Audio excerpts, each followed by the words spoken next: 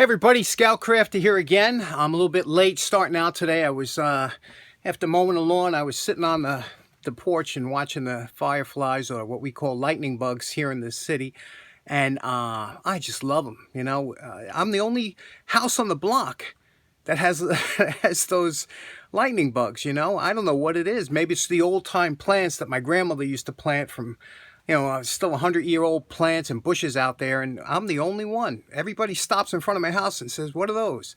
Anyway, we got a nice little project today, and let's get to it. It's from today's project comes from Penny Kettlewell. And Penny is a retired nurse out of Wisconsin, and her and three other friends opened up a stained glass business, and they do stained glass work and things like that. And she's a craftsman herself, and she does even tool restorations, things like that. But she sent this one to her. She says this one's just a little bit, you know, beyond that she wanted to mess with, but it's a beautiful tool and very, you know, I've never seen really this model, although I've seen tons of models where the adjustable wrench is from the handle. It's a little tight here, but we'll loosen it up. And what Penny was saying to me, and what, you know, I noticed right away, is it looks like possibly there were two sets of pins here for one reason. Maybe it could have been as doubled as an adjustable spanner wrench instead of just an adjustable wrench. I don't know. And you can see here it says the Super Service Manufacturing Company, and it was a patent pending. So this was before. It was in Kansas City, Missouri. Now, this was before the, obviously the patent went through, so let's take a look at it. You can see it's you know, it's got some rust to it, you know, what we're used to. But these pins are going to be an issue for us. And for the simple reason that I would like to use this wrench, put it into service, but the pins just, it makes no sense unless you wanted to use it as a spanner, an adjustable pin spanner. But it makes no sense to have those pins there. If you want to use it as a regular wrench, they would just get in the way. So we're going to have to figure out what we're going to do. Here you could see the way that's, you know, I don't know if those were pressed in. I don't know what the deal is. So first, before we got to look at it, take it to the wire brush, and we'll come back for the evaluation after that.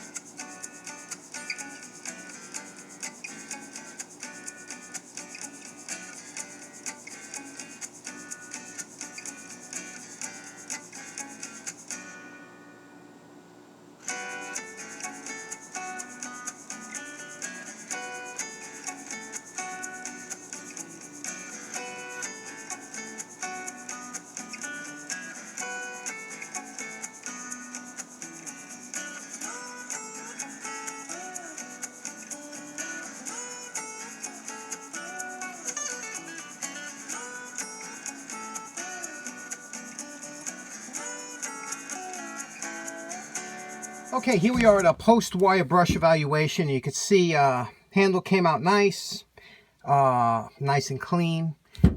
Here, you can see the upper shaft came out, the threads came out nice. We're still going to do a little bit more on these, but came out nice so far. And then we have this top piece here. Now, this is real dilemma. Now, you see that hole there, and I think you see that corresponding little dimple right there, that little round circle. That, I believe, is a pin, and that, so these are floating. They were put in there, maybe pressed in. Same thing here. There's a hole in the top, and I don't see any corresponding, I don't see any corresponding little round circle here, but I'm sure that this was pinned in also. I have no idea what these things are for, and it's kind of stumping me.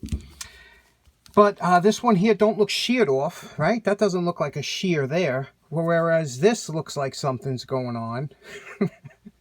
I don't know. Maybe you know something I don't. But I got to figure out what we want to do with these. Let's see if we can take those pins out of there anyway. We can always put pins in, but I don't know. Right now, I'd like to be able to use the wrench, and those things would just get... Here's where we are now. We took the center drill, made a little dimple in here. I tried using a punch to punch out that pin. It's not budging. You see that little pin there? It's not budging. And I don't want to bend my Starrett pin punch because I was very close to doing that. So I said, it's got to drill out anyway. So I'll try and drill it out. And we'll just add a lot. It's probably a hardened pin. We'll see if we can get through it. We'll go nice and slow, cutting fluid, and see if we can get through it.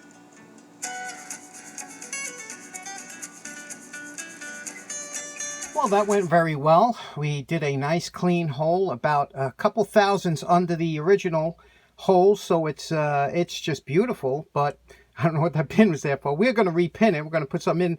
But now we'll pop out that, hopefully that pin, because now there's not much holding it. And I tried drilling it, but that's probably a hardened pin in there, which you know, a lot of times they did. So we'll try and drill that out and see what we can do here, or punch it out.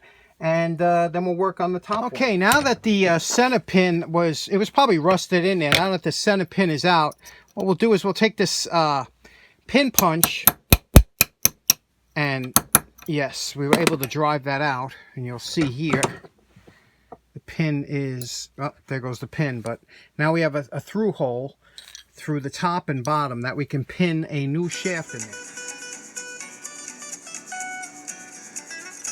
Okay, now I cut these down flush.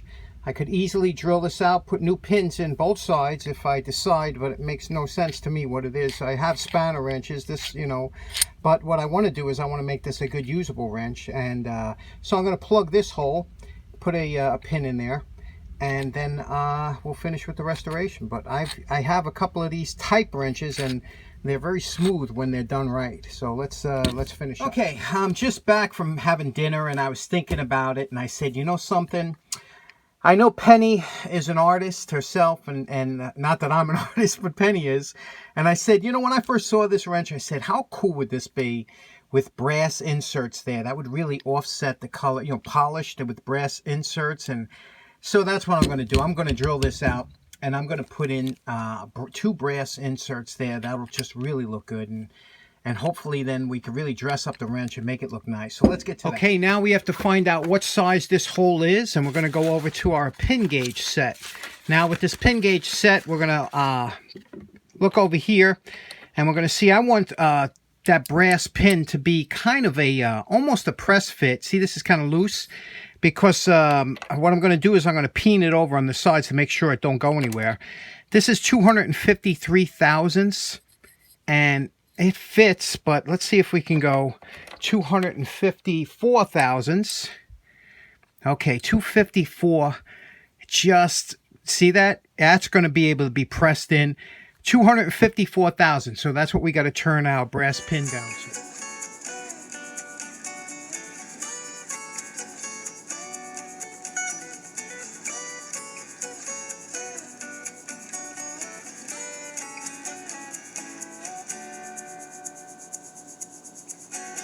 Okay, we made the plugs, pressed them in, and you could see there, I wanted to peen them over a little bit, like I did here.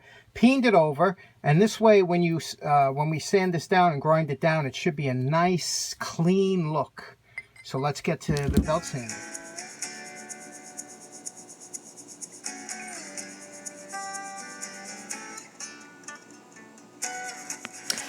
Well, after that, we did a little buffing, and now you know my favorite part. Remember what this wrench looked like before we started. And we are calling this wrench done. You remember what it looked like before, and wow, what a transformation this was, huh?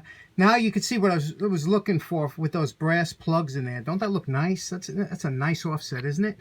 And you can see we kept the lettering, which was all important for this wrench. And look at that, huh? I mean, look what it was before and what it is now. And look at this. This is the best part. You ready? Look how smooth that is. It's like bearings in there, you know. Polished all the threads, polished inside and out, everything, all the surfaces. Oh, it's just a beautiful wrench, isn't it? I have a similar one, but never had one with these pins or what that was. But yeah, I'm really happy with the way that came out. Now this is a usable wrench for me. Let's try it out. Okay, it's time to test it out. We got a lot of time in this wrench, you know. It's got to be 5 hours in this wrench. But anyway, the first thing you do is we're going to open it up to the wrench tester here, get it nice and snug, and try it out. And as you can see, you know, it operates as expected.